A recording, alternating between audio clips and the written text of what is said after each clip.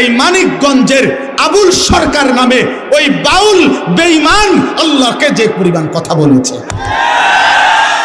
এই বেঈমান সরাসরি বেঈমান, এই বেঈমান প্রকাশ্য বেঈমান। মহান আল্লাহকে লক্ষ্য করে কোন মূর্তি পূজক এত বড় কথা বলে না, কোন মুশরিক এত বড় কথা বলে নাই, কোন বেঈমান এত বড় কথা বলে নাই। আপনাদের আমার বলার মতো ক্ষমতা নাই। ওই বেঈমানিটা কি বলছে মুখ দিয়া, কোরআনের এই পরিমাণ বিকৃত ব্যাখ্যা।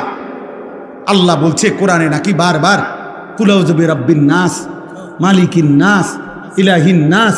আল্লাহ বলছে বারবার শুধু নাস, শুধু নাস, শুধু নাস। এটা নিয়ে দল টানাটানির বিষয় না, এটা দল টানাটানির বিষয় না।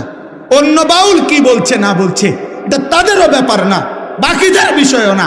এটা শিল্পীরা কি বলছে সেটা তাদেরও বিষয় না। কিন্তু এই বেঈমান আবুল সরকার নামে যেই বেঈমান, যেই মুশরিক আল্লাহকে বিদ্রুপ করেছে, এর ফাঁসি, এর ন্যায্য বিচার, এর রাষ্ট্রীয় বিচার বাংলার জমিনে হতেই হবে। এটা যদি কেউ বলে হুজুররা এইভাবে প্রতিবাদ করছে কেন, তো তুমি বলো কিভাবে প্রতিবাদ করতো। আমার আল্লাহকে বিদ্রুপ করিলে মুমিনের কলিজায় লাগবে না?